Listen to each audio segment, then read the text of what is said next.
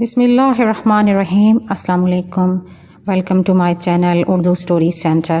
نئے آنے والوں سے گزارش ہے کہ چینل کو سبسکرائب کر دیجئے، ویڈیو کو لائک کیجئے اور لنک دوستوں کے ساتھ ضرور شیئر کیجئے، اور چینل پر موجود گھنٹی کے بٹن کو پریس کر دیں تاکہ آنے والے نوٹیفیکیشن سب سے پہلے آپ تک پہنچ سکیں۔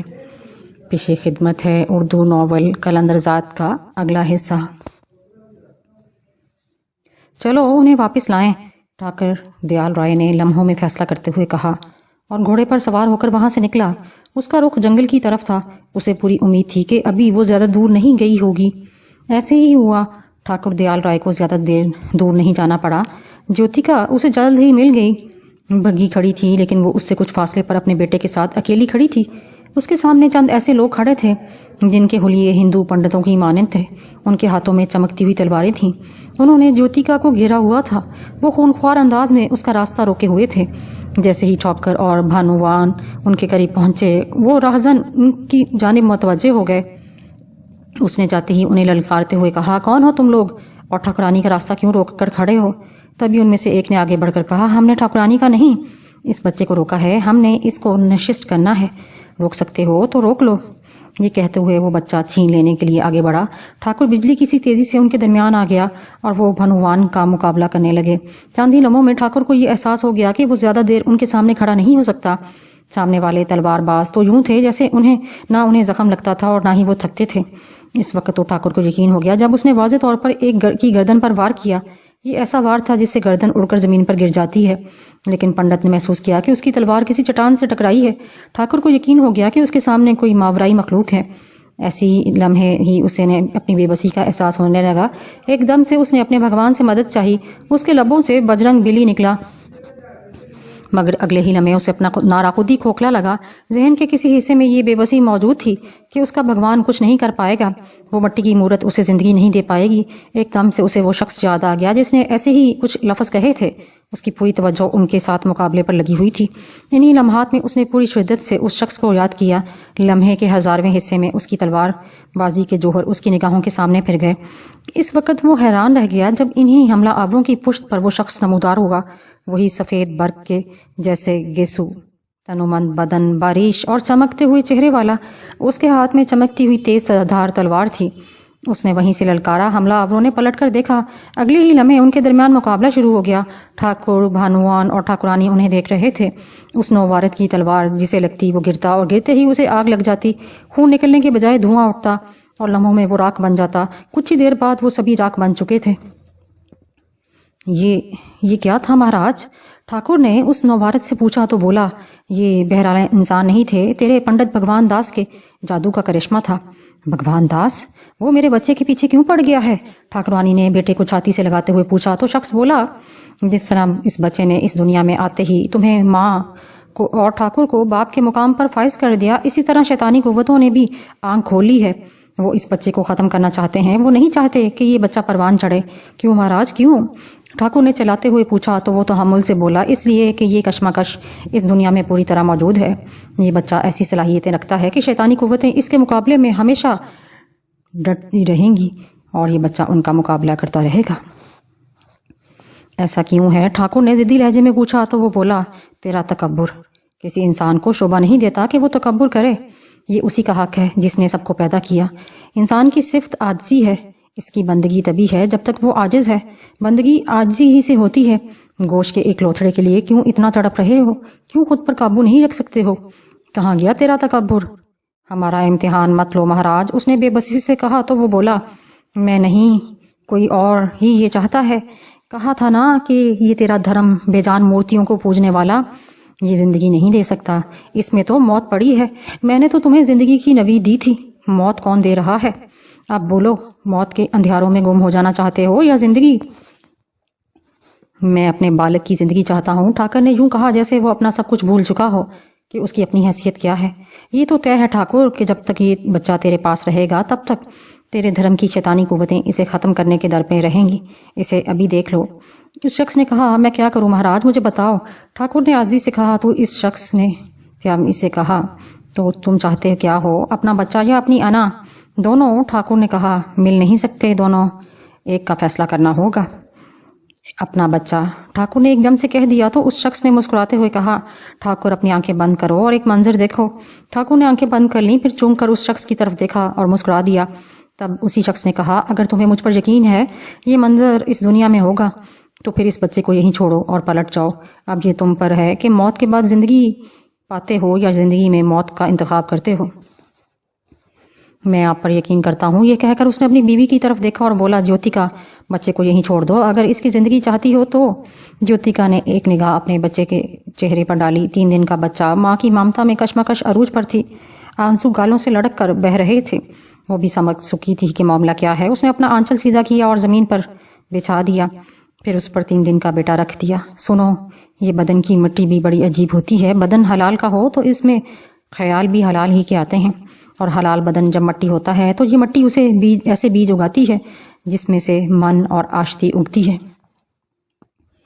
اور اس کی خوشبو دور دور تک پھیل جاتی ہے۔ حرام مٹی سے بنا بدن کبھی اچھا نہیں سوچ سکتا، اس کی مٹی ہمیشہ فساد کے کانٹے اگائے گی۔ اب تم سوچ لو۔ میں پلٹ رہا ہوں مہاراج، یہ بچہ آپ نے دیا اور اسے آپ ہی کو سونپا۔ یہ کہہ کر ٹھاکر دیال رائے نے اپنے گھوڑے کی لگامیں موڑیں تو سامنے کھڑے شخص نے کہا، دیال رائے، تو ہندو ہے اور یہ بچہ بھی کسی مذہب پر نہیں۔ میرے آقا محمد مصطفیٰ صلی اللہ علیہ وآلہ وسلم کے مطابق ابھی یہ فطرت سلیمہ پر ہے، ہم اسے جو چاہیں بنا دیں۔ بولو کیا کہتے ہو؟ تم گواہ رہنا، میں اپنے دھرم پر نہیں رہا، میرے دھرم کے لوگ اسی بچے کی وجہ سے یدھ پر تل گئے ہیں۔ میں آپ پر چھوڑتا ہوں، آپ اسے جو چاہے بنا دیں، میں نہیں جانتا کہ آپ کا دھرم کیا ہے، جو آپ کا دھرم ہے وہی بنا دیں۔ یہ کہتے ہوئے وہ لمحہ بھر کو رکا اور پھر جیسے چونکتے ہوئے بولا، بالکل، بلکہ اپنا جیسا بنا دیں۔ جاؤ، پھر تم سرخرو ہوئے، اس شخص نے کہا تو جیوتیکا اپنے بچے کو دیکھتے ہوئے بگھی میں جا بیٹھی۔ اگلے چند لمحوں میں وہ رام گڑھ کی طرف چل دیے۔ ٹھاکر کے چہرے پر ذرا سا بھی ملال نہیں تھا، جبکہ جیوتیکا خون کے آنسو رو رہی تھی۔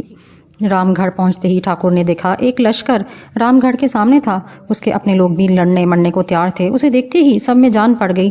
حملہ آوروں کے نعروں میں پاگل پن گونج رہا تھا، وہ کسی بھی لمحے ان پر حملہ کر سکتے تھے۔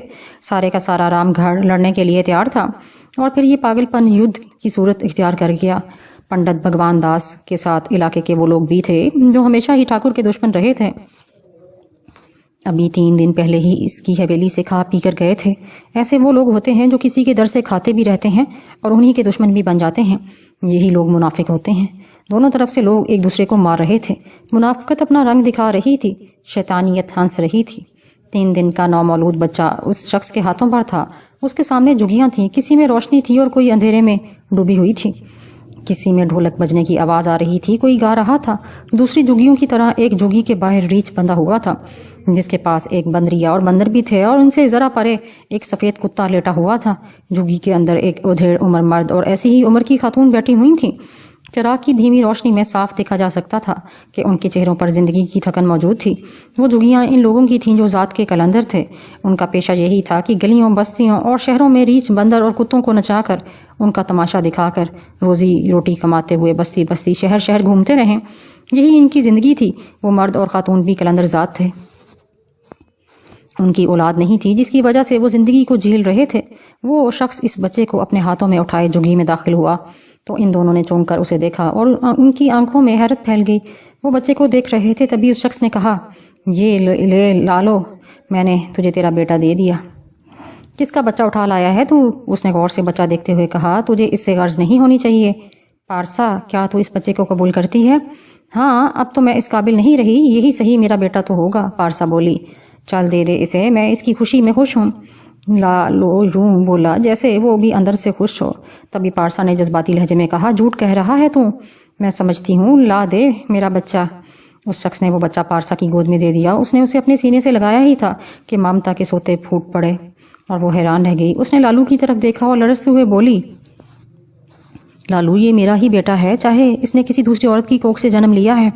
یہ کیا کہہ رہی ہو تم؟ لالو نے حیرت سے کہا تو وہ شخص تیزی سے بولا، یہ بعد میں بتاتی رہنا، پہلے اس کا نام سن لو۔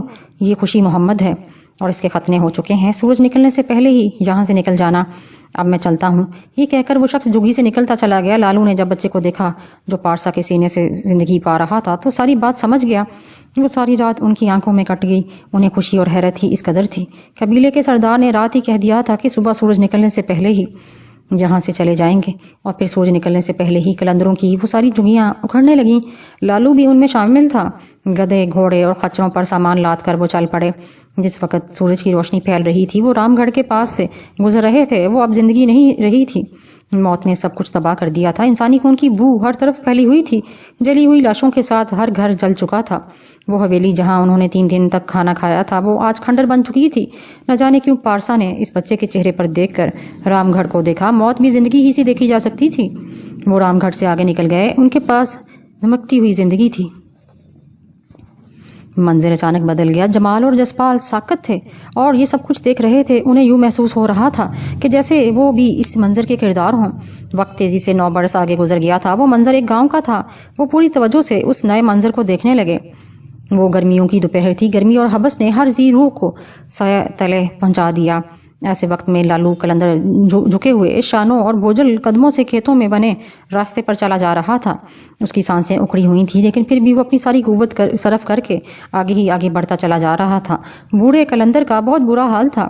اس کے بوسیدہ کپڑے پھٹے ہوئے تھے، سر کے لمبے بال بکھرے ہوئے اور گرد آلود تھے، ہونٹوں پر پڑی چمڑی ہوئی تھی۔ اس کا سانس پھولا ہوا تھا۔ وہ بہت لاغر دکھائی دے رہا تھا۔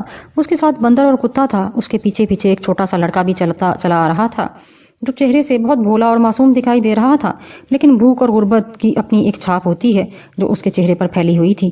اس نے اوپر قمیض پہنی ہوئی تھی جو جا بجا پھٹی ہوئی تھی، نیچے اس نے کچھ بھی نہیں پہنا ہوا تھا، پیروں سے بھی ننگا تھا۔ لمبے لمبے بکھرے ہوئے بال مٹی سے اٹے ہوئے تھے۔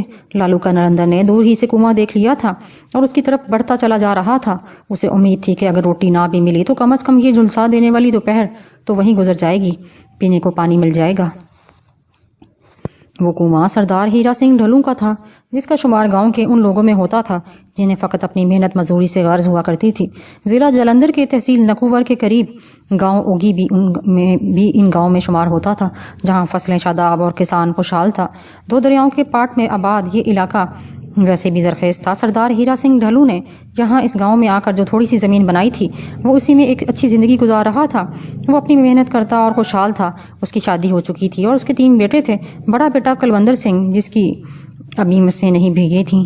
سردار ہیرا سنگھ اپنے کنویں کے پاس درختوں تلے چارپائی پر بیٹھا ہوا تھا۔ کچھ دیر پہلے ہی اس نے بیلوں کی جوڑی کو باندھا تھا اور اب خود آرام کرنے کی غرض سے لیٹا ہی تھا کہ اسے دور درختوں کے پاس سے قلندر آتا ہوا دکھائی دیا۔ کچھ ہی دیر بعد قلندر وہیں آ گیا اور اس کے پاس زمین پر بیٹھ گیا۔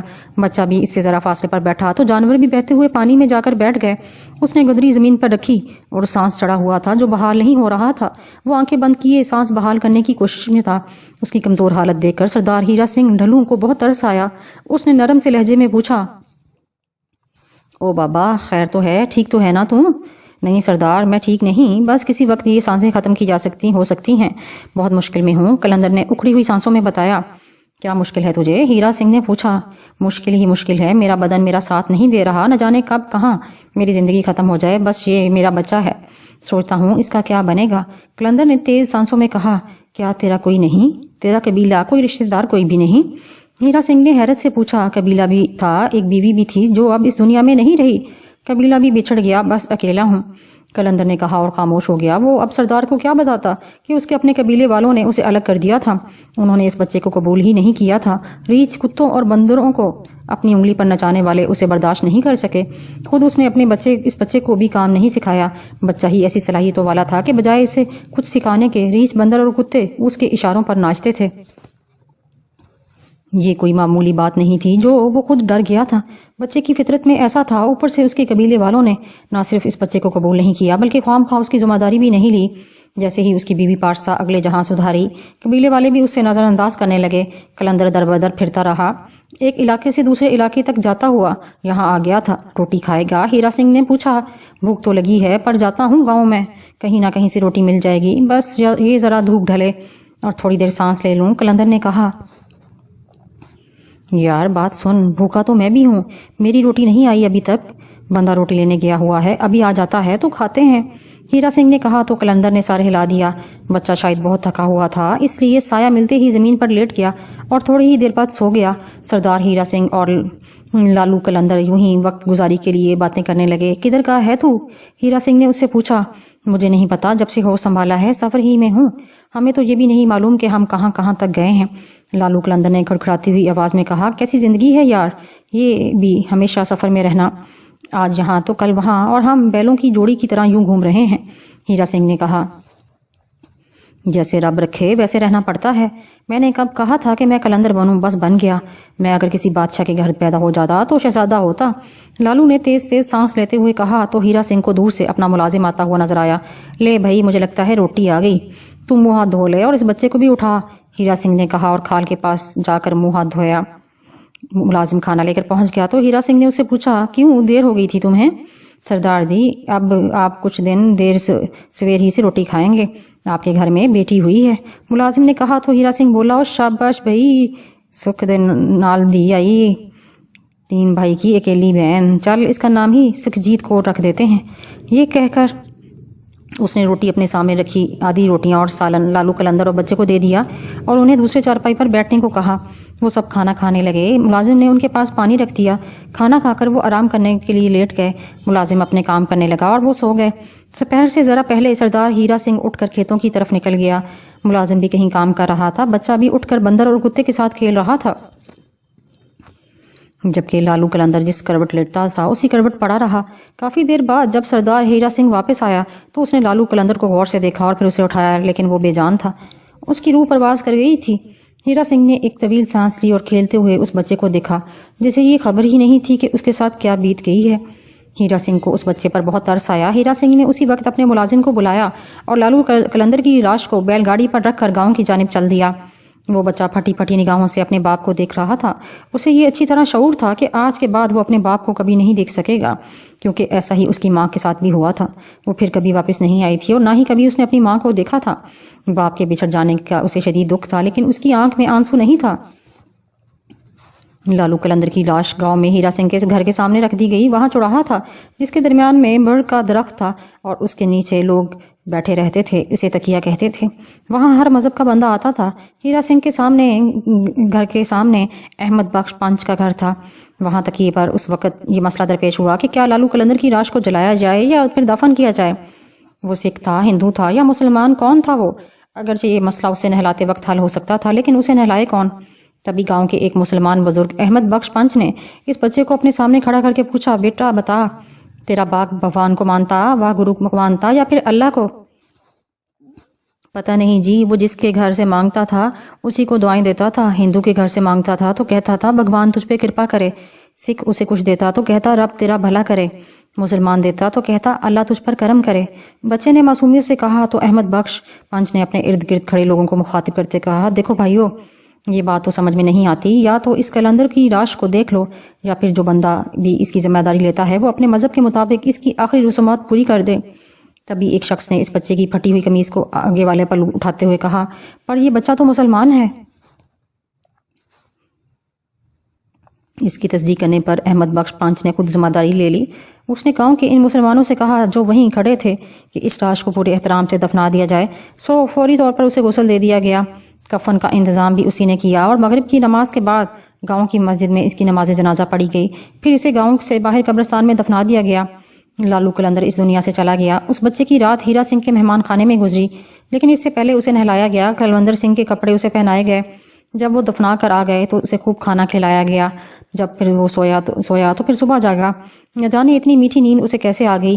اگلی صبح جب وہ ناشتہ کر چکا تو کلوندر سنگھ اپنے باپو ہیرا سنگھ کے پاس آیا اور بولا، باپو، میں نے اس سے اس کا نام پوچھا تو اس نے بتایا ہی نہیں، کہتا ہے بس مجھے کاکا کاکا کہہ کر پکارتے ہیں، اس کا کوئی نام تو ہونا چاہیے نا؟ ہاں پتر، اس کا کوئی نام تو ہونا چاہیے، پر یہ مسلمان ہے، اب ہم کیا نام رکھیں یار؟ کوئی سا بھی رکھ لیں، کلوندر سنگھ نے کہا۔ لفظ ابھی اس کے منہ میں ہی تھے کہ اسے اپنے گھر کے دروازے پر احمد بخش پنچ آتا ہوا دکھائی دیا۔ وہ قریب آیا تو ہیرا سنگھ نے کھڑے ہو کر اس سے استقبال کیا اور چارپائی پر بیٹھنے کا اشارہ کیا۔ بھائی جی بیٹھیں، میں کھیتوں کی طرف جا رہا تھا کہ مجھے خیال آیا وہ کل لالو قلندر کے ساتھ جو بچہ تھا، کیا کرنا ہے اس کا؟ احمد بخش پنچ نے پوچھا، کیا کرنا ہے؟ ادھر رہے گا ہمارے پاس یا جیسا آپ مناسب خیال کریں؟ ہیرا سنگھ نے کہا تو اتنے میں ہیرا سنگھ کی بیوی لسی کا گلاس لے کر آ گئی۔ اس نے احمد بخش پنچ کو گلاس تھماتے ہوئے کہا، باجی بچہ بہت معصوم اور بھولا سا ہے، وہ تو لگتا ہی نہیں کہ اس لالو قلندر کا ہوگا، پر کیا کریں وہ ہے ہی اس کا قلندر کا پتر قلندر۔ ہیرا سنگھ نے کہا، برا مت ماننا ہیرا سنگھ، تم اسے رکھو تو ہمیں کوئی اعتراض نہیں، پر وہ مسلمان بچہ ہے، میں کہتا ہوں جہاں 4 دوسرے ہیں وہاں 5واں یہ بھی صحیح۔ احمد بخش نے بہت عقلمندی سے اپنی بات کہہ دی تھی۔ ایک تو اسے یہ سمجھا دیا تھا کہ مسلمانوں کے بچوں کو مسلمانوں ہی کے گھر میں رہنا چاہیے، اور دوسرا وہ اس بچے کو اپنا بیٹا بنا کر رکھے گا، کوئی نوکر چاکر نہیں۔ ہیرا سنگھ اس کی بات سمجھ گیا، اس نے فوراً ہاں میں سارے ہلاتے ہوئے کہا، جیسے آپ کی مرضی بھاجی، میرے گھر میں رہے یا آپ کے گھر میں ایک ہی بات ہے، آمنے سامنے گھر ہیں، ہم سب اس کی دیکھ بھال کریں گے۔ اس نے بھی احمد بخش پنچ کو یہ بات سمجھا دی تھی کہ وہ بھی اس بچے کی نگہبانی کرتے رہیں گے۔ بلاؤ اس کو، کہاں ہے وہ؟ احمد بخش پنچ نے کہا تو کلوندر بھاگ کر گیا اور اسے لے آیا۔ واپس آتے ہی اس نے احمد بخش پنچ سے وہی سوال کیا جو اپنے باپو سے کر چکا تھا۔ تب احمد بخش پنچ نے کہا، ہاں سوچتے ہیں اس کا نام۔ پھر اس بچے کو اپنے پاس بلا کر اس کے سر پر ہاتھ پھیرا اور اس سے پوچھا، چل اب ہم اپنے گھر چلیں۔ یہ کہہ کر وہ اٹھا اور اسے ساتھ لے کر اپنے گھر چلا گیا۔ اصل میں احمد بخش پنچ کی بیوی بھاگا مائی نے جب اس بچے کو دیکھا تو اس کے دل میں شدت سے خواہش پیدا ہو گئی کہ وہ اس کا پتر بن جائے۔ ساری رات وہ اسی کے بارے میں سوچتی رہی۔ صبح نور کے تڑکے وہ بیٹھی رو رہی تھی کہ احمد بخش نے حیران ہو کر اس سے رونے کی وجہ پوچھی تو بھاگا مائی نے اپنے دل کا حال کہہ دیا۔ جہاں وہ اپنے اندر کی مامتا سے مجبور ہو گئی تھی، وہاں اسے وہ اس فرمان کی بھی پیروی کر رہی تھی کہ یتیم کے سر پر ہاتھ رکھنے والا بخش دیا جائے گا۔ پھر اسے بچے پر ترس ہی بہت آیا۔ احمد بخش پنچ نے اس سے وعدہ کر لیا تھا کہ وہ اس بچے کو لے آنے کی پوری کوشش کرے گا۔ اس نے بچے کو جیسے ہی بھاگا مائی کے سامنے کیا، اس نے اپنی دونوں باہیں پھیلا کر اسے اپنے سینے سے لگا لیا۔ تبھی بے ساختہ اس کے منہ سے نکلا، میرا خوشی محمد، چل یہ مسئلہ بھی حل ہو گیا، اس کا ابھی تک کوئی نام نہیں تھا، تو نے اسے نام دے دیا۔ یہ کہہ کر اس نے ہیرا سنگھ کی گھر ہونے والی بات بتا دی۔ ہاں بس اس کا نام خوشی محمد ہی ہے، پر 5واں پتر، بھاگا مائی نے کہا اور اسے اپنے ساتھ لگا لیا۔ خوشی محمد بھی اس کے ساتھ یوں لگ گیا جیسے اسے اپنی ماں مل گئی ہو۔ یہ برِ صغیر کا وہ دور تھا جب دوسری جنگ عظیم ختم ہوئے لگ بھگ 1 برس گزر گیا تھا۔ تحریک آزادی اپنے زوروں پر تھی۔ احمد بخش پنچ بہت سمجھدار آدمی تھا۔ اس کے 3 بھائی مزید تھے، فتح محمد عرف فتو، غلام محمد عرف غلامہ اور محمد بخش عرف مندو۔ یہ تینوں بھائی ایک جٹ تھے۔ خوشحال زمیندار اور پنچ ہونے کی وجہ سے وہاں اوگی پنڈ میں لمیاں دی پتی والے مشہور تھے۔ اوگی پنڈ میں جو زمین تھی وہ تقریباً ختم ہو گئی تھی۔ زمین تقسیم در تقسیم ہوتی لوگوں کے پاس تھوڑی ہوتی چلی جا رہی تھی۔ احمد بخش پنچ نے سوچا تھا کہ اس کے اپنے 4 بیٹے اور اب 5واں خوشی محمد بھی آ گیا ہے۔ اسی طرح بھائیوں کی بھی بیٹے ہیں۔ جب زمین تقسیم ہوئی تو کچھ بھی نہیں رہے گا، پھر کیا ہوگا؟ اس کی اولاد اس تقسیم کے بعد کہاں سے کھائے کمائے گی؟ احمد بخش پنچ کو یہ اچھی طرح معلوم تھا کہ نواب آف بہاولپور نے 1927 سے آباد کاری نظام بنایا ہے، جس کے تحت جو جتنی چاہے الاٹمنٹ کروا لیتا ہے۔ زمین آباد کرتا تو اسے وہ زمین مل جاتی۔ اس کے اپنے گاؤں اوگی اور اس سے آس پاس کے گاؤں سے کافی لوگ وہاں چلے گئے تھے، انہیں زمین مل گئی۔ وہاں سب سے بڑا مسئلہ زمین کی آباد کاری کا تھا۔ بے آب و گیا زمین کو لہلہاتے کھیتوں میں تبدیل کرنا جوئے شیر لانے کے مترادف تھا۔ احمد بخش پنچ نے ایک دن اپنے بھائیوں کو اکٹھا کیا اور ان کے سامنے یہ بات رکھی۔ کافی دیر بحث و تمہیز کے بعد فیصلہ ہوا کہ احمد بخش اور فتح محمد دونوں وہاں چلے جائیں اور 2 بھائی ادھر ہی رہیں۔ جب وہاں زمین کی الاٹمنٹ ہو جائے تو یہ بھی ادھر ہی آ جائیں گے۔ خوشی محمد کے تقریباً 2 سال اس گاؤں میں گزرے۔ اپنے بھائیوں سے زیادہ اس کی کلوندر سنگھ کے ساتھ بنتی تھی۔ دونوں سارا دن کھیلتے، کبھی ہیرا سنگھ کے کنویں پر اور کبھی لمیاں دی پتی میں وقت گزرتا۔ دونوں ہی اپنے پاس گلیل رکھتے، سارا دن پرندوں کا شکار کرتے رہتے۔ کھانا پینا اچھا ملا تو خوشی محمد نے خوب رنگ ڈھنگ نکالا۔ تب ایک دم سے اسے وہاں سے بھی جانا پڑا۔ اسے کلوندر سنگھ کا ساتھ چھوٹ جانے کا بہت دکھ تھا۔ پہلے احمد بخش پنچ اور فتح محمد ریاست بہاولپور آئے، وہاں بات چیت کی، لوگوں سے ملے۔ ایک دن پلٹے تو دونوں اپنی بیویوں اور بیٹوں سمیت بہاولپور روانہ ہو گئے۔ وہاں انہوں نے ایک دن رات ایک کیا صحرائی زمین کو آباد کرنے لگے، یہاں تک کہ انہوں نے لی ہوئی زمین آباد کر لی اور قیام پاکستان میں ہو گیا۔ لوگ آگ اور خون کی دریا پار کر کے آنے لگے۔ ان میں احمد بخش پنچ کے دونوں بھائی بھی لٹے پٹے ان کے پاس آ گئے۔ احمد بخش پنچ نے انہیں اپنے ساتھ ملا لیا اور زندگی نئے سرے سے شروع ہو گئی۔ اوگی پنڈ والی زمین کا کلیم داخل کر دیا گیا۔ یوں کسی کی کہیں کو کہیں زمین ملی اور کسی کو کہیں۔ وہ سب بھائی پاکستان کے مختلف علاقوں میں چلے گئے۔ اس وقت خوشی محمد 30 برس سے اوپر کا ہو گیا تھا۔ جب اس کی شادی کی باری آئی، 4 بھائیوں میں سے کسی کی بیٹی ایسی نہیں رہی کہ جس سے خوشی محمد کی شادی ہو سکتی، سب بیاہی جا چکی تھیں۔ اور احمد بخش بھی اب بوڑھا ہو چکا تھا اور بھاگا مائی اللہ کو پیاری ہو چکی تھی۔ ایک فتح محمد ہی اس کے پاس تھا۔ اس کی اولاد بھی بیاہی جا چکی تھی۔ احمد بخش نے ساتھ والے گاؤں میں خوشی محمد کی شادی کر دی۔ اس کے ساتھ ہی اس نے بڑی عقل مندی کی، اسے زمین دینے کا فیصلہ کر لیا۔ نور نگر میں کلیم کی زمین پڑی ہوئی تھی، احمد بخش نے وہ زمین خوشی محمد کو دے دی۔ وہ دونوں میاں بیوی وہاں جا کر بس گئے۔ نور نگر کی بستی نہ جانے کب کی آباد تھی۔ وہاں کے آثار بتاتے تھے کہ یہاں کوئی بستی پہلے بھی آباد تھی۔ وہاں کے لوگ بتاتے تھے کہ یہ پہلے ہندوؤں کی آبادی تھی جو کسی وجہ سے ختم ہو گئی تھی۔ ان بیچاروں کو کیا معلوم تھا کہ یہاں پر شیطانیت اپنا بھیانک روپ دکھا چکی ہے۔ نور نگر کبھی رام گڑھ تھا جو بالکل بدل کر اب مسلمانوں کی بستی بن چکا تھا۔ نور نگر سے فقط 2 میل کے فاصلے پر وہ میدان تھا جہاں ہر سال میلہ لگتا تھا۔ اب میلے میں کھیلوں کی نوعیت بدل گئی تھی اور مسافر شاہ کے تھڑے کا اضافہ ہو گیا تھا۔ تقریباً 7 برس بیت گئے۔ خوشی محمد نے وہاں جا کر خوب محنت کی۔ اس علاقے میں پانی اچھا تھا، فصلیں شاداب ہونے لگیں۔ بچپن میں غلیل سے پرندوں کا نشانہ لینے والا شوق اب گن کے ساتھ شکار میں بدل گیا۔ اس کا نشانہ غضب کا تھا اور اسی خوبی کے باعث اس علاقے کے بڑے ذمہ دار کا بیٹا چودھری شادین اس کا بہت گہرا دوست بن گیا تھا۔ وہ اکثر شکار پر نکل جاتے۔ خوشی محمد کو سب کچھ مل گیا تھا، بس کمی تھی تو اولاد کی نعمت تھی جو ابھی نہیں ملی تھی۔ وہ رب کے ہاں سے نا امید نہیں تھے۔ خوشی محمد کی بیوی صابرہ اپنے نام کی طرح صابر و شاکر عورت تھی۔ قدرت نے اسے رنگ و روپ بھی خوب دیا تھا۔ وہ سادہ سی گھریلو عورت اپنے رب کی رضا میں راضی تھی۔ اگرچہ اسے اولاد نہ ہونے کا دکھ تو تھا، لیکن اس نے اس کا کبھی اظہار نہیں کیا تھا۔ اسے صرف شادین کا خوف تھا جس کی بری نظر سے بچ جانا چاہتی تھی۔ وہ بہت کم باہر جاتی۔ خوشی محمد نے 2 نوکر رکھ چھوڑے تھے، وہی کام کرتے تھے۔ صابرہ نے اشارے کنائے میں خوشی محمد کو شادین کے بارے میں بتایا جسے وہ سمجھ نہ سکا۔ صابرہ نے اپنی لو میں اپنے رب سے لگا لی۔ وقت گزرتا گیا یہاں تک کہ قدرت ان پر مہربان ہو گئی۔ وہ امید سے ہو گئی۔ ان کے ہاں بیٹا پیدا ہوا جس کا نام جمال رکھا گیا، وہی جمال جو اپنے سامنے سارے منظر دیکھ رہا تھا۔ جب وہ دنیا میں آیا تو اس کا باپ قتل ہو چکا تھا، جس کا بدلہ لینے کے لیے وہ اس مقام پر آ کھڑا تھا۔ سارے منظر ایک دم سے ختم ہو گئے۔ ہمارے سامنے اندھیرے میں ڈوبا ہوا میدان تھا۔ میں نے پلٹ کر دیکھا تو روحی والے بابا جی وہی ہمارے سامنے کھڑے مسکرا رہے تھے۔ ہمیں اپنی طرف دیکھتا پا کر وہ مسکراتے ہوئے بولے، جمال کیا اب تمہیں سمجھ آ گئی کہ تم کس حد تک قلندر ہو؟ لالو قلندر کی وجہ سے وہ قلندر تھا، اسی ناطے میں بھی ہوں۔ میں جان گیا اب مجھے کیا کرنا ہے۔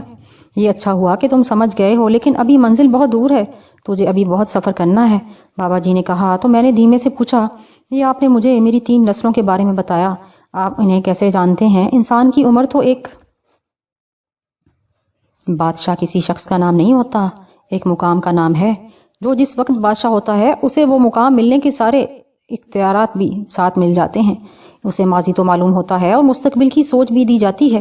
مقام آپ کا؟ میں نے پوچھنا چاہا تو وہ میری بات کاٹ کر بولے، تیری اور شیطان کی کشمکش جاری رہے گی۔ جتنا خود کو مضبوط رکھے گا تیرے اندر اتنی پاکیزگی آئے گی، تو اتنا ہی مضبوط ہوگا۔ اپنی اور اپنے اندر پڑے قطرے کی حفاظت کرنا، تیری حفاظت خود بخود ہو جائے گی۔ یہ کہہ کر انہوں نے جسپال کی طرف دیکھا اور کہا، تیرے پریوار کے ساتھ بہت ظلم ہوا، تیرے دشمن تجھ سے بہت بھاری ہیں، پر ہیرا سنگھ کی مدد کا اس سے حق تو ملنا ہے نا۔ جاؤ، میرا رب تم دونوں کے ساتھ ہے، انہوں نے کہا اور مسافر شاہ کے تھڑے سے اتر گئے۔ وہ کچھ دیر تک تو دکھائی دیے، پھر معدوم ہو گئے۔ ان کے پاؤں تلے روشنی جاگ اٹھی، وہ اس لکیر پر چل پڑے، پھر لمحوں میں وہ نور نگر میں تھے۔ اس رات کا باقی حصہ ہم دونوں نے اپنی آنکھوں میں ہی کاٹا۔ مجھے اچھی طرح احساس تھا کہ جیسے میری طرح جسپال کو بھی نیند نہیں آئی، ویسے ہی سوال اس کے ذہن میں بھی ہوں گے، مگر ہم میں خاموشی ہی رہی۔ ایک لفظ کا تبادلہ تک نہ ہوا۔ ہم کروٹیں بدل بدل کر تھک گئیں تو میرے ساتھ وہ بھی اٹھ گیا۔ میں جو ایک ذرا سی اجنبیت سی میں اس سے محسوس کرتا تھا، اب وہ نہیں رہی تھی، اور مجھے پورا یقین تھا کہ اس کے من میں بھی وہ اجنبیت نکل گئی ہوگی۔ اب سورج نکلنے کے آثار حویدہ نہیں ہوئے تھے۔ میں نے بائک نکالا اور ہم ڈیرے پر چلے گئے۔ اس صبح میں نے پہلی بار نور نگر کو نئے انداز سے دیکھا۔ یہی جگہ کبھی رام گڑھ ہوا کرتی تھی۔ یہ سچ ہے کہ زمین 40 برس بعد اپنا مالک بدل لیتی ہے۔ یہاں تو بستی ہی کا رنگ ڈھنگ بدل گیا تھا۔ کھنڈر کس نے آباد کیے کوئی پتہ نہیں، ممکن ہے کہ ہمیں پاکستان کے بعد یہاں کے لوگ چلے گئے ہوں۔ چھاکا ابھی سویا ہوا تھا۔ میں نے اسے جا کر جگایا تو وہ حیرت سے اٹھ کر بیٹھ گیا، پھر تشویش زدہ لہجے میں پوچھا، اوے جمال، تجھے خیر تو ہے؟ ابھی تو صبح نہیں ہوئی اور تو ڈیرے پر آ گیا۔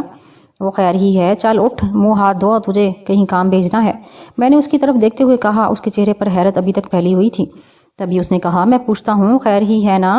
تو ایسے کر، منہ ہاتھ دھو کہ ہر اس بندے کے گھر جا جو کل یہاں میلے کروانے کے سلسلے میں آئے تھے۔ انہیں جا کر کہو کہ ہم میلے میں کسی بھی طرح کی گڑبڑ نہ ہونے کی ضمانت دیتے ہیں، وہ میلہ تو کروانے کی تیاریاں کریں۔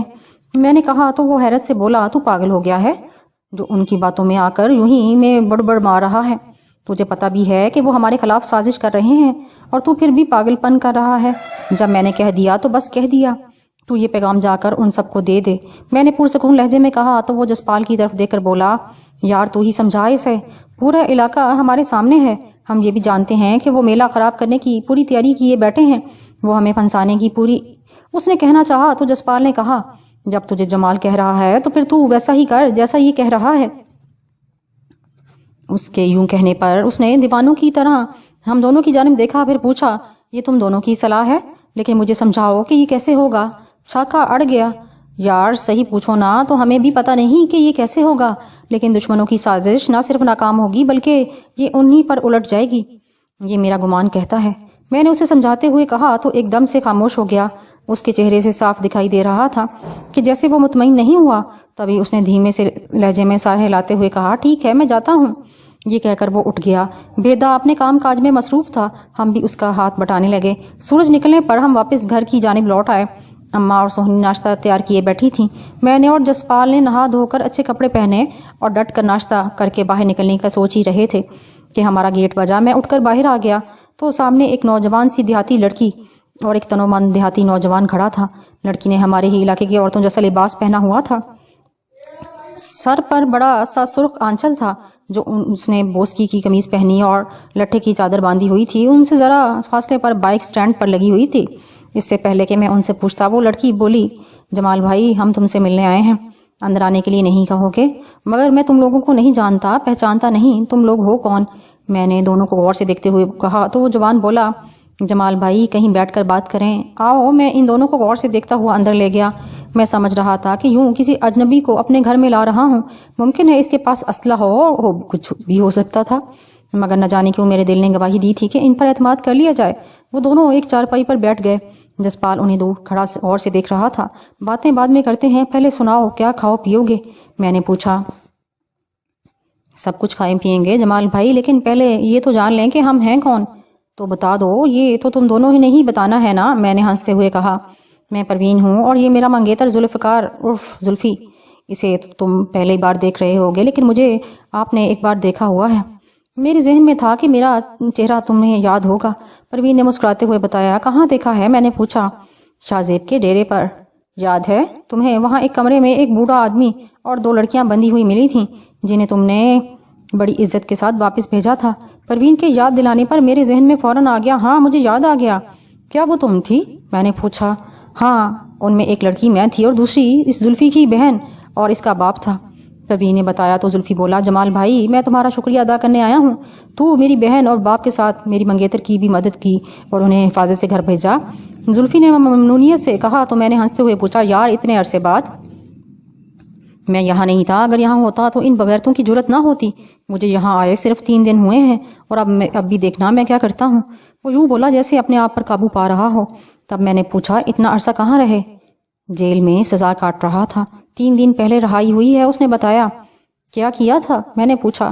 قتل کیے تھے، خیر وہ کیس تو نہیں پڑا مجھ پر، بچ گیا، ڈکیتی پڑ گئی، اس کی سزا کاٹی، پر دشمنوں نے میرے باپ سمیت میری بہن اور میری منگیتر کو بڑا ظلم کیا انہوں نے۔ یہ کہہ کر وہ پھر یوں ہو گیا جیسے خود پر قابو پا رہا ہو۔ میں تمہاری کیا مدد کر سکتا ہوں؟ میں نے پوچھا۔ نہیں جمال بھائی نہیں، یہ کہہ کر وہ چارپائی سے نیچے بیٹھ گیا اور دونوں ہاتھ جوڑ کر بولا، زلفی نے آج تک کسی کے سامنے ہاتھ نہیں جوڑے، پر میں ہاتھ باندھ کر تم سے منت کر رہا ہوں کہ مجھے کوئی کام بتا، کسی دشمن کا پتہ دے۔ میں تیرا احسان مند ہوں، جو تو نے مجھ پر احسان کیا ہے میں اس کا بدلہ تو نہیں دے سکتا، پر جان تو دے سکتا ہوں میری بہن اور منگیتر کی عزت کو۔ تم نے بتا جمال بھائی بتا، میرے کسی بھی کام آ سکتا ہوں، سمجھ لے کہ میں تیرا زر خرید ہوں۔ پہلے تم چارپائی پر تو بیٹھو۔ میں نے اس کا ہاتھ پکڑ کر اٹھایا تو وہ اٹھ کر چارپائی پر بیٹھا اور بولا، مجھے جیل ہی میں ساری بات معلوم ہو گئی تھی، تب سے میں نے تہیہ کر لیا تھا کہ پہلے تیرے کام آؤں گا، پھر اس بغیرت وقاص کی۔ یہ کہتے ہوئے اس نے دانت پیس کر گالی دے ڈالی۔ تو میں نے پوچھا، جہاں تک مجھے یاد پڑتا ہے وقاص پیرزادہ نے ہی اپنے بندے بھیجے تھے اور انہی کے ہاتھ انہیں واپس اپنے گھر؟ نہیں، اصل میں وہی بندہ تھا، یہ شاہ زیب تھا، یہ یا پیرزادہ وقاص، چودھری شاہ نواز تھا یا سردار کھرل، یہ سب ایک ہی ہیں۔ ان سب نے علاقے کو اپنے قبضے میں لیا ہوا ہے، میں نے بندے سردار کھرل کے مارے تھے۔ اس نے پیرزادہ وقاص سے کہہ کر انہیں گھر سے اٹھوایا، شاہ زیب کے ڈیرے پر رکھا تاکہ اگر میں واپس آ بھی جاؤں تو ان سب کا مقابلہ نہ کر سکوں۔ میرے دشمن یہ سب ہیں، زلفی نے کہا۔ تو میں ایک لمحے کو سوچ میں پڑ گیا، کہیں یہ کوئی سازش تو نہیں۔ میں اس معاملے میں خاموش رہا اور پھر بولا، زلفی، رب نے مجھے اتنا حوصلہ دیا ہے کہ میں اپنی حفاظت کر سکوں۔ مجھے تم سے کوئی کام نہیں لینا اور نہ ہی میرا کوئی ذاتی دشمن ہے۔ تو جو چاہے سو کر، لیکن ایک شرط پر۔ یہ کہہ کر اس نے میری چہرے پر دیکھا۔ وہ کیا؟ میں نے پوچھا۔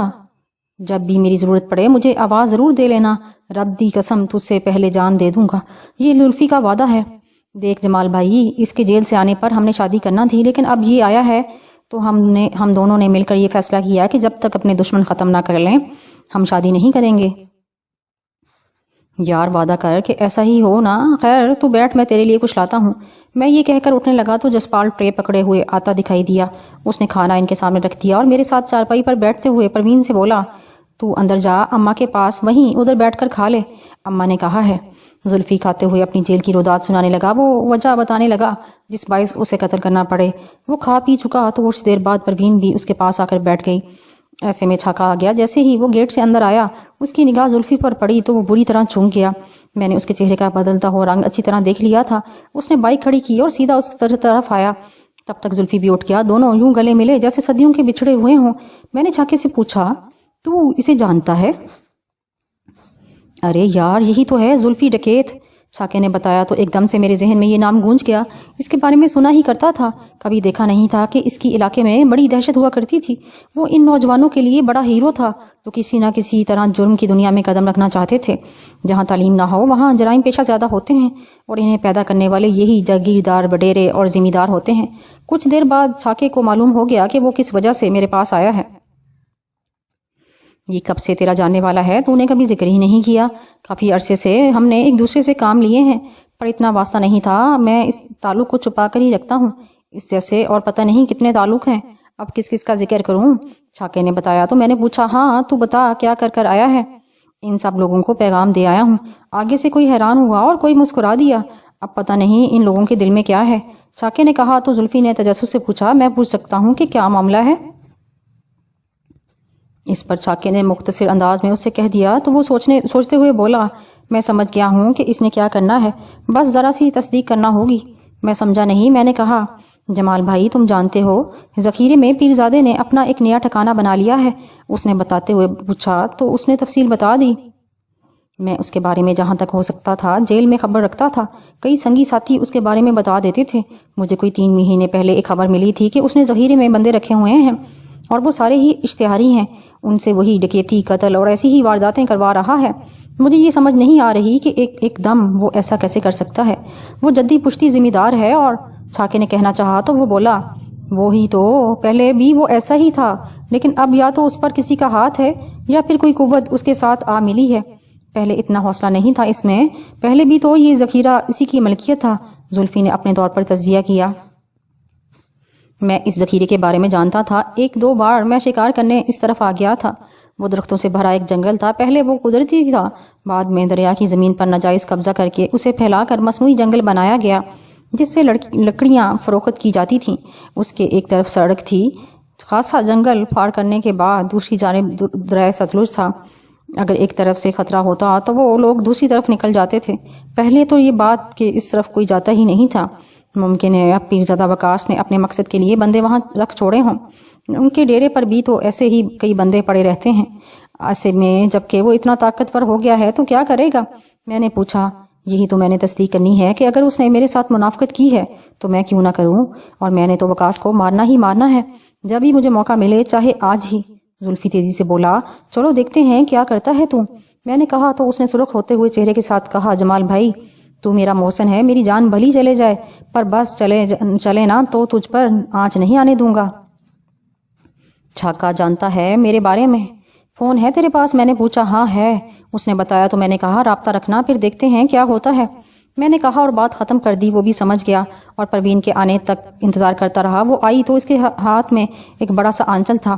پروین وہ زلفی کو دکھاتے ہوئے بولی، اماں نے دیا ہے، کہہ رہی تھی کہ تم پہلی بار ہمارے گھر آئی ہو۔ زلفی نے میری طرف دیکھا اور شدت جذبات سے اس کا چہرہ سرخ ہو گیا۔ ہمارے علاقے میں رواج تھا کہ جب بھی کسی کو اگر سر پر ڈالنے والا آنچل دے دیا تو اس کا یہ مطلب ہوتا ہے کہ اسے بیٹی یا بہن کے طور پر عزت دے دی گئی۔ میں نے پروین کے سر پر ہاتھ رکھ کر پیار دیا تو زلفی میرے گلے ملا، پھر اس کے بعد وہ چلے گئے۔ نہ جانے کیوں مجھے زلفی پر اعتماد ہو رہا تھا۔ ہم تینوں ذرا اطمینان سے بیٹھے تو میں نے چھاکے سے کہا، اس علاقے میں جب شاہ زیب نہیں رہا چودھری شاہ نواز بھی پکڑا گیا، یہی پیرزادہ وقاص چاہتا تھا۔ میں یہ اس لیے کہہ رہا ہوں کہ شاہ زیب کے بارے میں سازش کا گواہ تو میں خود ہوں۔ اسے گمان بھی نہیں تھا کہ تم اس طرح واپس آؤ گے اور حویلی کے ساتھ ساری جائیداد بھی تیرے اشارے پر ہوگی۔ اب وہ تمہیں اپنے راستے کا کانٹا سمجھ رہا ہے اور سازش ہی کے ذریعے ہی ختم کرنا چاہتا ہے۔ چھاکے نے جواب دیا تو جسپال بولا، یار تم لوگ کن چکروں میں پڑ گئے ہو؟ ابھی جاتے ہیں اور اس کا کام ہی ختم کر دیتے ہیں، نہ وہ رہے گا اور نہ کوئی سازش۔ یہ بہت آسان ہے، لیکن اس کے بعد ہم بھی انہی سے ہو جائیں گے۔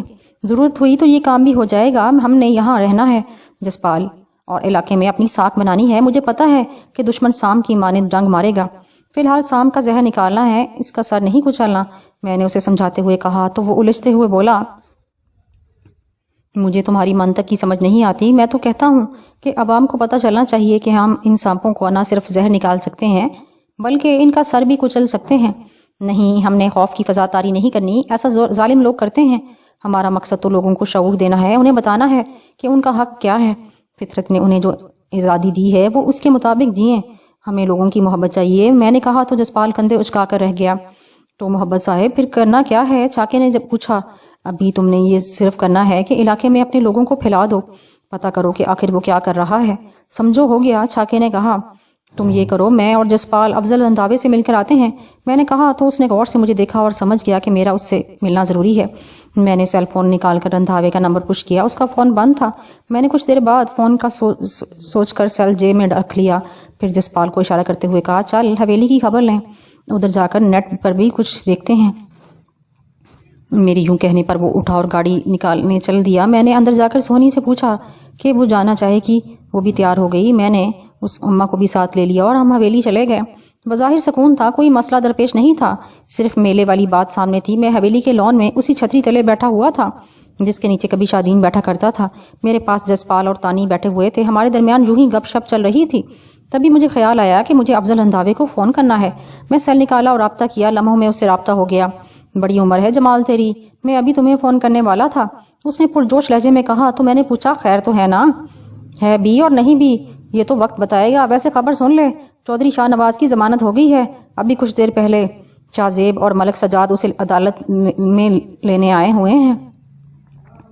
مجھے پتہ چلا ہے کہ یہ تینوں اب اکٹھے جائیں گے، اس نے بتایا۔ تیرے کہنے کا مطلب یہ ہے کہ چودھری شاہ نواز، ملک سجاد اور شاہ زیب ایک ہو گئے؟ میں نے پوچھا، جی، اور دوسری اطلاع یہ ہے کہ شاہ زیب اب اپنی زمین واپس لے گا اور پوری طرح سہنی بی بی کا مقابلہ کرنے آ رہا ہے، اس نے مزید کہا۔ تو میں نے پوری توجہ سے پوچھا، یہ اطلاع دی کس نے؟ یار میرے بندے ہیں نا ان کے ارد گرد۔ خیر تم گھبرانا نہیں، میری بات ہو گئی ہے، کچھ دیر بعد کوئی نہ کوئی بندہ تمہارے پاس ضرور پہنچ جائے گا۔ ٹھیک ہے، میں انتظار کروں گا، میں نے کہا اور فون بند کر دیا۔ جسپال اور تانی میرا چہرہ دیکھ کر اندازہ لگا چکے تھے کہ بات کس نوعیت کی ہے۔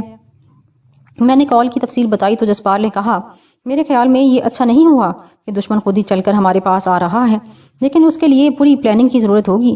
خیال رہے کہ تینوں نے اپنے طور پر انتقام لینا ہے اور وہ کسی حد تک بھی جا سکتے ہیں۔ میں سمجھتا ہوں، میں نے سر ہلاتے ہوئے کہا۔ چل دیکھ کون تجھ سے آ کر بات کرتا ہے، پھر اپنی پلاننگ کر لیں گے۔ تانی نے میری طرف دیکھتے ہوئے کہا تو میں ہنس دیا، پھر بولا، یہ سارا جو کچھ ہو رہا ہے، یہ سارے حالات جو بن رہے ہیں، کیا ہم نے بنائے ہیں؟ نہیں تو، تانی نے کہا، تو پھر سوچنا سمجھنا کیسا؟ حالات جیسے بھی ہوں ہم نے اپنا دفاع کرنا ہے، ہمارا مقصد صرف فتنے کو ختم کرنا ہے، میں نے کہا۔ تو وہ ماحول جو ایک دم سے کھردرا ہو گیا تھا ٹھیک ہو گیا۔ اس سے پہلے کہ ہم باتیں کرتے، باہر سے ملازم نے آ کر بتایا کہ کوئی صاحب ہیں جو ملنا چاہتے ہیں، ان کے ساتھ ایک خاتون بھی ہے۔ کون ہے؟ میں نے پوچھا۔ شکل سے غیر ملکی لگتے ہیں، یہاں کے نہیں، ملازم نے کہا۔ تبھی تانی نے تیزی سے کہا، اسے اچھی طرح چیک کر کے گاڑی وہیں کھڑی کر لینا اور انہیں ادھر بھیج دو۔ ٹھیک ہے جی، ملازم نے کہا اور واپس مڑ گیا۔ ٹھیک انہی لمحات میں جسپال کا فون بج اٹھا۔ اس نے اپنا سیل دیکھا اور ماتھے پر تویڑیاں ڈالتے ہوئے کہا، نمبر کوئی نہیں ہے، شاید روہی سے ہو۔ یہ کہتے ہوئے اس نے اسپیکر آن کر کے فون کال ریسیو کر لی۔ ہیلو جسپال، جسمندر بات کر رہا ہوں۔ دوسری طرف سے آواز آئی تو جسپال نے پوچھا، او جسمندر، کیا حال ہے تیرا، کدھر ہو اور اتنے عرصے بعد کال کی؟ میں ادھر کینیڈا ہی ہوں، کال اس لیے کی کہ ابھی تمہارے گیٹ پر، بلکہ جمال کے گیٹ پر نہیں، میرا مطلب ہے سونی بی بی کے حویلی کے گیٹ پر 2 مہمان آ کر رکے ہیں، وہ اپنے ہی بندے ہیں۔ جسمندر نے ایک ہی سانس میں اپنی معلومات بتانے کے ساتھ ساتھ یہ بھی جتا دیا کہ ہمارے بارے میں سب جانتا ہے۔ کون ہیں وہ، کس لیے آئے ہیں؟ جسپال نے تیزی سے پوچھا۔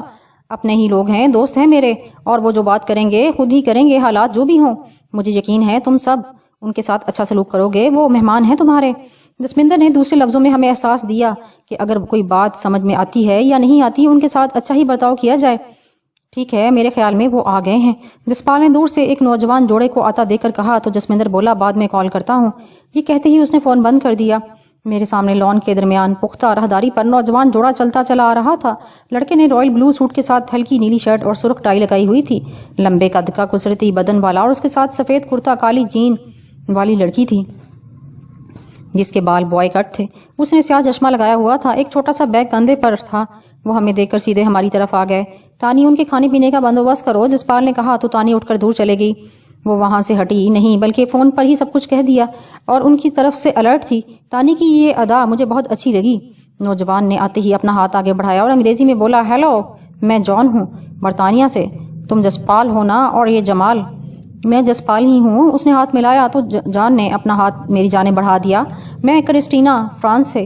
وہ دونوں ہاتھ ملا کر بیٹھ گئے تو نوجوان نے اپنی بات کا آغاز کرتے ہوئے کہا، میں آپ سے پہلے کبھی نہیں ملا، اگر آپ کے بارے میں مجھے بتایا ضرور گیا ہے۔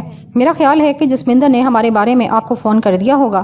اس نے تصدیق کرتے ہوئے پوچھا، ہاں بتا دیا ہے، لیکن اس نے تم دونوں کی آمد کا مقصد نہیں بتایا۔ جسپال نے کہا، اگر آپ کو جلدی ہے تو میں چند منٹ میں اپنی بات ختم کر دیتا ہوں، لیکن اگر مجھے آپ اپنی بات سمجھانے کا موقع دیں گے تو میں پوری تفصیل سے بات کہوں گا، اور اگر آپ چاہیں گے تو میں سمجھانے کی کوشش بھی کروں گا۔ ٹھیک ہے، تم اطمینان سے بات کہو، جسپال نے کہا تو اس دوران میرا سیل فون بج اٹھا۔ وہ چھاکے کی کال تھی۔ میں نے فون ریسیو کیا تو چھاکے نے تیزی سے کہا، اوئے زلفی نے کارروائی ڈال دی، اس نے وکاس کو گولیاں مار دی ہیں۔ یہ خبر ہلا دینے والی تھی۔ ایک لمحے کے لیے تو مجھے کچھ سمجھ نہیں آ رہی تھی، میں اس اطلاع پر کیسے رد عمل کا اظہار کروں۔ میں ان کے سامنے یہ فون نہیں سن سکتا تھا، اس لیے اٹھ کر ذرا فاصلے پر چلا گیا اور دھیمے لہجے میں پوچھا، یہ کیسے ہوا؟ کچھ پتہ چلا؟ ہونا کیا تھا، زلفی یہاں سے گھر گیا، پروین کو چھوڑا اور سیدھا وکاس کے ڈیرے پر چلا گیا۔ وہ کہیں جانے کے لیے اپنی لینڈ کروزر پر سوار ہو رہا تھا۔ زلفی نے جاتے ہی فائر کھول دیا، پورا برسٹ اس کے بدن میں اتار دیا، ساتھ میں 2 گارڈ بھی پھڑک گئے۔ اس نے بتایا تو میں نے خود پر قابو پا کر پوچھا، پھر وکاس بچا تو نہیں ہوگا؟ وہ نہیں رہا اس دنیا میں، چھاکے نے مزید بتایا تو میں نے پوچھا، اور زلفی کہاں ہے؟ اس کے بارے میں کوئی پتہ نہیں، وہ ڈیرے پر گیا ہے۔ اس نے فائرنگ کی اور جب تک کسی کی سمجھ میں آیا وہ وہاں سے بھاگ گیا۔ پورے علاقے کے لوگ ہائی الرٹ ہیں، مگر پھر بھی زلفی کا کچھ پتہ نہیں چلا۔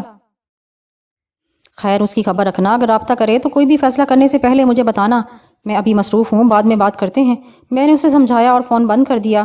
جان اور کرسٹینا بظاہر جسپال کی بات سن رہے تھے، لیکن ان کی ساری توجہ میری طرف تھی۔ میں جیسے ہی ان کے سامنے والی کرسی پر آ کر بیٹھا تو جان نے مجھ سے مخاطب ہو کر کہا، ہم دراصل ایک عالمی انسانی حقوق کی تنظیم سے تعلق رکھتے ہیں۔ ہم لوگ امن، تعلیم اور انسانی وسائل کے لیے کام کرتے ہیں۔ ہمارا مرکزی دفتر برطانیہ میں ہے۔ دنیا کے تقریباً تمام ممالک میں ہماری شاخیں ہیں، یہاں پاکستان میں بھی شاخ ہے۔ ہم اسی سلسلے میں آپ سے ملنے کے لیے آئے ہیں تاکہ آپ کو ہم اپنے بارے میں بتا سکیں۔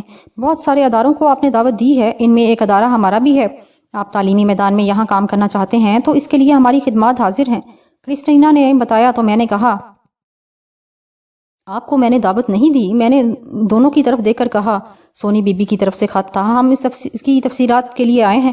کرسٹینا نے کہا تو ایک لمحے کے لیے میں سوچ میں پڑ گیا، پھر چند لمحے بعد میں نے ان سے کہا، آپ پلیز ہمیں کچھ وقت دیں، تانی بی بی ہی آپ سے بات کریں گی۔ یہ کہتے ہوئے میں اٹھا تو جسپال بھی میرے ساتھ اٹھایا۔ میں حویلی کے اندر گیا اور جسپال سے پوچھا، یہ کیا ڈرامہ ہے؟ جسپندر کا تعارف اور یہ لوگ دوسری بات کر رہے ہیں۔ میں اس سے بات کرتا ہوں۔ اس نے سیل سے جسمندر کو کال ملائی، لمحوں میں اس سے رابطہ ہو گیا۔ جسپال نے ان دونوں کے بارے میں بتایا تو وہ ہنستے ہوئے بولا، بظاہر ان کا یہی کام ہے، لیکن اصل میں ان کے جو کام ہے ان کی تفصیلات میں تمہیں بعد میں بتا دوں گا۔ یہ یاد رکھو کہ میں نے انہیں تمہارے پاس بھیجا ہے، میں نے ہی انہیں معلومات دی ہیں، لیکن وہ لوگ مجھ سے براہ راست واقف نہیں۔ میں ان کے بارے میں سب کچھ جانتا ہوں۔ کچھ تو بتاؤ ان کے بارے میں، ایسے ان سے کیا کوئی بات کریں؟ انہوں نے وہی کچھ بتانا ہے جو وہ بظاہر کرتے ہیں۔ اس نے پس منظر میں تفصیل یہ ہے کہ بلا شبہ ان کا تعلق عالمی انسانی حقوق کی تنظیم سے ہے، لیکن ان کا ٹارگٹ وہ لوگ ہیں جو کسی نہ کسی حوالے سے اپنے علاقے میں اثر و رسوخ رکھتے ہیں، جو بالآخر سیاست کی دنیا میں داخل ہو کر اسمبلی تک پہنچ سکتے ہیں۔ 18 کروڑ عوام کے ذہن بدلنے کے بجائے وہ چند ایسے لوگوں پر بے بہا نوازشات کرتے ہیں اور پھر ان کو اپنے مقاصد حاصل کرتے چلے جاتے ہیں۔ ان کی سیاسی پارٹی کوئی بھی ہو، وہ ہر طرف سے اپنا فائدہ لینے میں کامیاب ہیں۔ ان کا اصل مقصد کیا ہے؟ جسپال نے پوچھا تو اس نے کہا، اب تم بچوں والی بات کر رہے ہو یار، عالمی طاقتوں کا ایجنڈا کیا ہے؟ وہ مختلف روپ میں اپنے خونے پنجے گاڑتے ہیں، یہ بھی سمجھو یہ ان کا ایک پنجہ ہے۔ اب بتاؤ ان کے ساتھ کیا کرنا چاہیے؟ جسپال نے پوچھا۔ ان کے ساتھ بہت اچھا سلوک کرو اور انہیں پھر آنے کا کہہ دو، اور اس دوران تم روہی سے بھی معلومات مل جائیں گی۔ اگر تم لوگ ان سے مدد لینا چاہو تو یہ بھی زیادہ مدد دے سکتے ہیں۔ جسمندر نے مشورہ دیا تو میں سمجھ گیا کہ ضرور اس کا کوئی نہ کوئی مقصد ہے، یہ ابھی صرف تعارف چاہتے ہیں۔ میں نے جسپال کے ذمہ لگایا کہ وہ ان کے ساتھ جو بات چیت کرے۔ جسپال چلا گیا تو میں نے رندھاوے کا نمبر ملایا، اس نے فوراً ہی کال ریسیو کر لی تو میں نے پوچھا، تمہارے کسی بندے نے آنا تھا، آیا کیوں نہیں؟ میں انتظار کر رہا ہوں۔ آنا تو تھا لیکن وہ پیرزادہ وقاص قتل ہو گیا ہے، اس لیے تھوڑی سی ہلچل ہے، میں خود آتا ہوں اسے اپنے ساتھ لے کر۔ اور وہ دو پنچھی جو ادھر آنا چاہ رہے تھے، میں نے پوچھا تو وہ بولا وہ آئیں گے، یہ ان میں طے ہے، شاہ نواز انہیں لے کر آئے گا۔ میں اسی کے لیے تو سارا بندوبست کرنا چاہ رہا تھا۔ خیر ملتے ہیں یار بعد میں اور تفصیل طے کرتے ہیں، اس نے تیزی سے کہا اور فون بند کر دیا۔ میں نے ایک طویل سانس لی اور حویلی کے اندر چلا گیا۔ میں نے نیٹ آن کیا اور روہی کی طرف سے کسی متوقع ہدایت کے لیے میل دیکھی۔ وہاں میرے لیے بہت کچھ تھا، جان اور کرسٹینا کے بارے میں تفصیل درج تھی، وہاں ان لوگوں کے بارے میں بھی فہرست تھی جو اس تنظیم کے درپردہ ہیں اور اس وقت سیاست میں طاقتور تھے۔ انہیں بہت اچھا رسپانس دینے کو کہا گیا تھا۔ تفصیلات پڑھنے میں مجھے کچھ وقت لگ گیا لیکن بنیادی معلومات مل گئیں۔ میں نے نیٹ بند کیا اور واپس لان میں آ گیا جہاں میز پر ڈھیر سارے لوازمات سجے ہوئے تھے۔ سونی، سارا اور جسپال سے وہ باتیں کر رہے تھے۔ سونی ان سے کہہ رہی تھی، آپ کی خدمات بہت اچھی ہیں اور لوگ بھی ہمارے رابطے میں ہیں، بہت جلد ہم آپ سے رابطہ کرتے ہیں، ہم انتظار کریں گے اور آپ ہماری بہترین خدمات سے استفادہ کریں گے، اس کی ہم پوری توقع رکھیں گے۔ جان نے مسکراتے ہوئے کہا، تبھی کرسٹینا اٹھتے ہوئے بولی، تو پھر اب ہمیں اجازت دیں۔ نہیں، آپ ہمارے ساتھ لنچ لیں گے، اس وقت آپ آرام کر سکتے ہیں، چاہیں تو گپ شپ کر لیں، جسپال نے کہا تو جان کے چہرے پر مسکراہٹ آ گئی۔ سپہر کا وقت تھا، میں اپنے گھر میں نیم کے درخت تلے پڑا رندھاوے کا انتظار کر رہا تھا کہ ایسے میں تانی آ گئی۔ وہ میرے سامنے والی چارپائی پر آ کر بیٹھ گئی اور میری جانب دیکھتے ہوئے بولی، یہ وقاص کا قتل ہمارے لیے مشکل پیدا کر سکتا ہے۔ میرے خیال میں تو آسانی ہی ہوئی ہے، تم نے ایسے کیوں سوچا؟ میں نے اس سے پوچھا۔ ظاہر ہے اس کی آخری رسومات پر شاہ نواز کے ساتھ ملک سجاد اور شاہ زیب بھی آئیں گے، انہیں یہاں آنے کا جواز مل گیا ہے، میں انہیں ویسے بھی یہاں آنے سے نہیں روک سکتا۔ ہاں اگر یہاں آ کر وہ کوئی ایسی ویسی بات کرتے ہیں تو پھر میرا خیال ہے انہیں معاف نہ کیا جائے، میں نے اسے سمجھاتے ہوئے کہا تو وہ بولی، تمہارے خیال میں کیا اب وہ میلہ لگانے کی ضد کریں گے؟ ظاہر ہے انہوں نے ہمیں گھیرنے کے لیے یہ سارا اہتمام کر رہے تھے، وہ نہیں، اب ہم چاہیں گے کہ میلہ لگے، وہ بھی ہماری مرضی کے مطابق، باقی جو حالات ہوں گے اس کے مطابق دیکھ لیں گے۔ میں کہہ چکا تو ایک دم سے میرے ذہن میں خیال آیا، میں نے تانی کے چہرے پر دیکھا اور پیار بھرے لہجے میں پوچھا، تانی تم کہیں بور تو نہیں ہوگی ہو؟ یہاں کی زندگی سے اکتا تو نہیں گئی؟ میں اکتائی نہیں، بلکہ اتنے سارے لوگوں کے درمیان رہنے کا مجھے مزہ آ رہا ہے، بس ایک شکایت ہے مجھے، اس نے حسرت آمیز لہجے میں کہا۔ شکایت؟ وہ کیسی شکایت ہے؟ سب خیریت تو ہے؟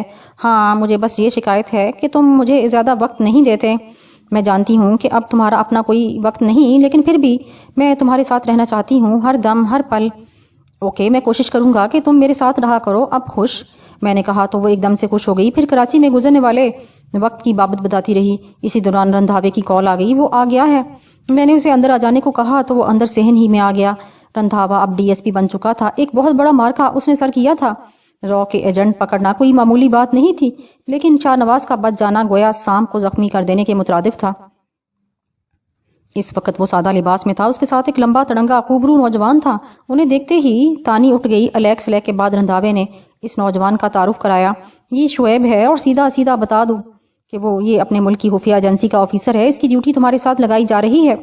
تمہارے ساتھ مطلب اس علاقے میں؟ ظاہر ہے اسے یہاں رہنے کا کوئی جواز چاہیے ہوگا، رندھاوا کہہ چکا تو میں نے براہ راست شعیب کی طرف دیکھا، مجھے یوں لگا جیسے میں نے اسے پہلے بھی کہیں دیکھا ہے، کہاں دیکھا ہے یہ مجھے یاد نہیں آ رہا تھا۔ لمحہ بھر سوچتے رہنے کے بعد میں نے اسے پوچھا، کیسا جواز چاہیے تمہیں؟ حویلی میں کوئی ایسی جاب جس میں سے میں آزادانہ ادھر ادھر آ جا سکوں؟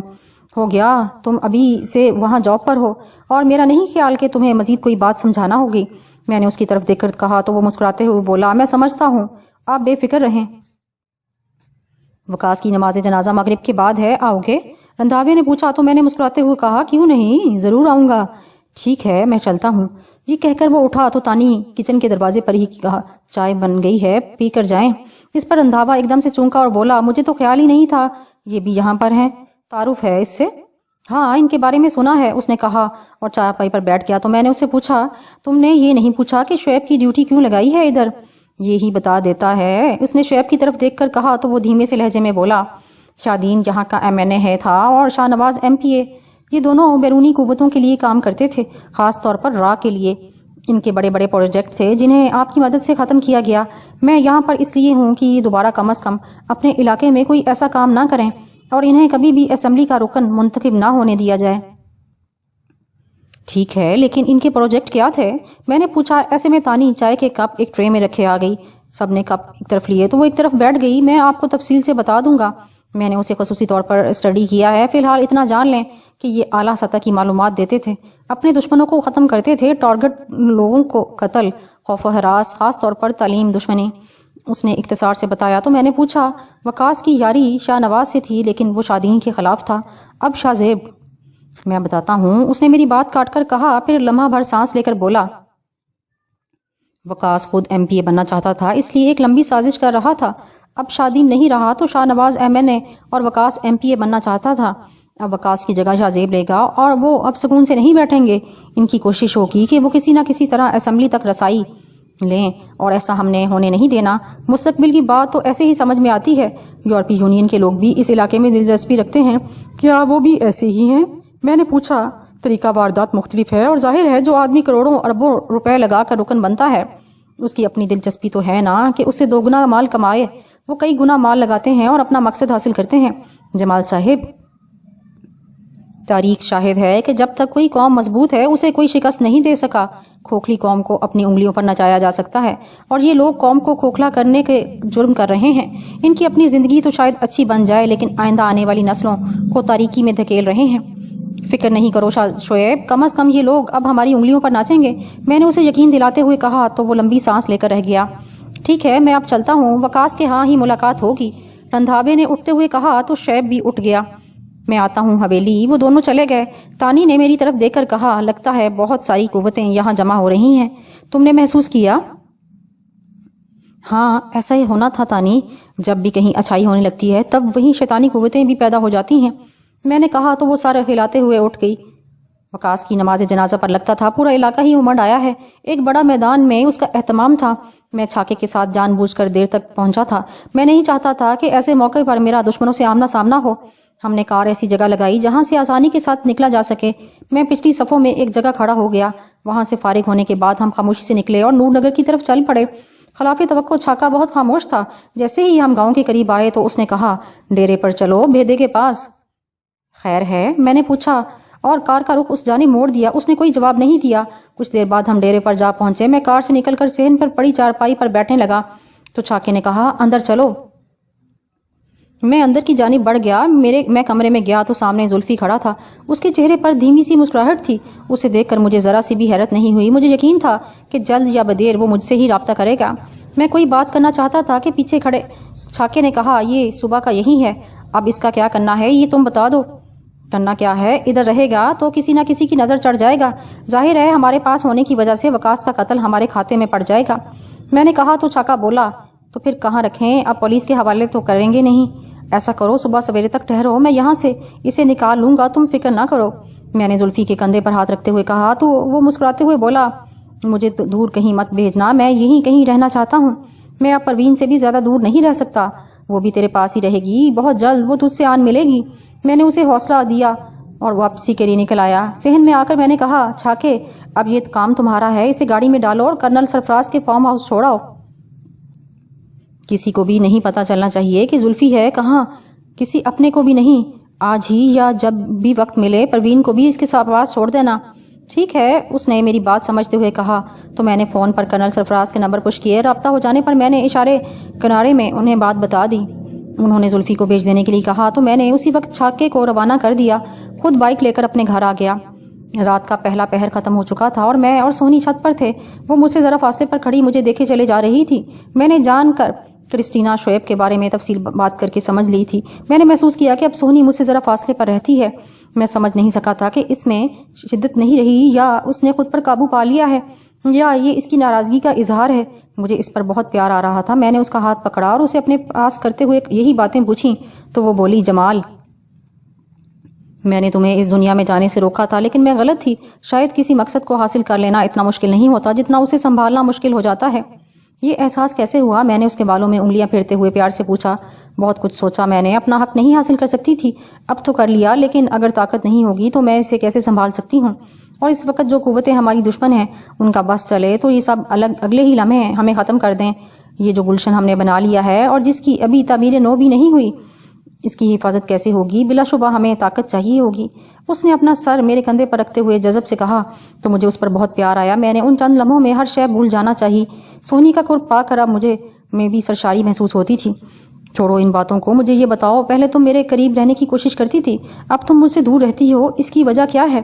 میرے یوں پوچھنے پر وہ مجھ سے الگ ہوتے ہوئے بولی، جمال، جب ذمہ داری کا احساس نہیں ہوتا تو سوچیں کسی دوسری طرح کی ہوتی ہیں۔